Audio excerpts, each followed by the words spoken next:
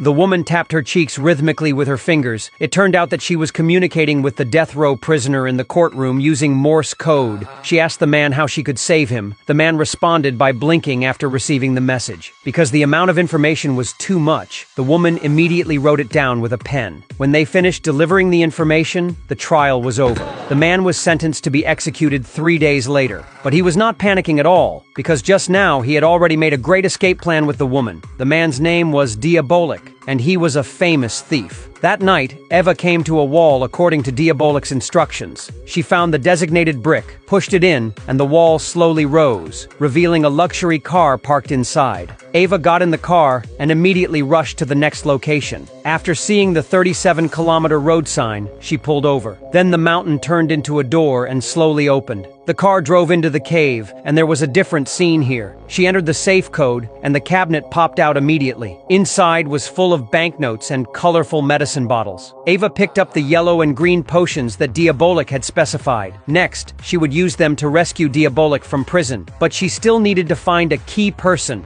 the Minister of Justice. This man abused his power to embezzle and was also fond of beautiful women. He saw that Eva was beautiful and always wanted to take her as his own. Seeing that the beauty had come to him, he could not wait to close the door and wanted to do something immediately. Eva asked him to show his determination. The minister vowed on the spot that he was willing to go through hell and fire for Eva. Eva smiled lightly and picked up the newspaper on the table. There was news that Diabolik was about to be guillotined. She said she was curious about the legend and wanted to meet him before he died. The minister decisively refused after hearing this because he was a death row prisoner. Eva nuzzled the minister. The minister agreed immediately, but only if he goes with Eva. Eva smiled mischievously, which was exactly what she wanted. That night, the two came to the prison. The minister found a random reason to interrogate Diabolik. They then entered the interrogation room. After 27 minutes, the minister came out coldly and said that Diabolik was like a piece of wood, and nothing could be asked out of him. The warden said that he had been like this since he entered the prison. He kept a straight face and said nothing. The next day was the day of execution. The prison guards cut off Diabolik's collar and pressed him to the guillotine.